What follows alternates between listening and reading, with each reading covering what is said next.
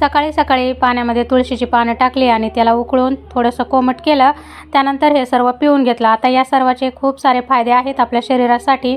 अधूनमधून कधीतरी मी अशी तुळशीची पानं पाण्यात उकळून पीत असते.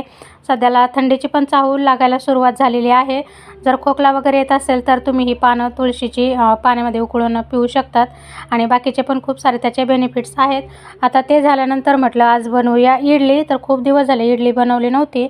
इडलीचं बॅटर जे होतं आदल्या दिवशीच मी तयार करून ठेवलं होतं. तर मग त्यानंतर कुकर वगैरे लावला, त्यामध्ये इडली बॅटर टाकलं आणि आता झाकण ठेवून 15 मिनटं स्टीम करण्यासाठी ठेवलं. म्हटलं आता जोपर्यंत इडली स्टीम होत आहे तोपर्यंत नारळाची चटणी बनवून घेऊया. तर नारळ वगैरे फोडला, त्याचे तुकडे केले, त्यानंतर हिरवी मिरची वगैरे सर्व काही टाकून मिक्सरवरती फिरवून घेतलं आणि त्यानंतर कढीपत्ता कोथिंबीरची फोडणी वगैरे घातली. सांबार काय आज मी बनवलं नव्हतं, फक्त नारळाची चटणी आणि इडली असं सगळ्यांना नाश्त्यासाठी दिलं. त्यानंतर लगेच यांना जायचं होतं कामाला. तर म्हटलं स्वयंपाक वगैरे पटकन बनवून घेते. खरं तर आज माझ्याकडे ना भाजी काही शिल्लक नव्हती बनवण्यासाठी, म्हणून मग मी इथे कढी भजे बनवायचे ठरवले. सर्वांनाच आवडतात आणि पटकन बनवून तयार पण होतात.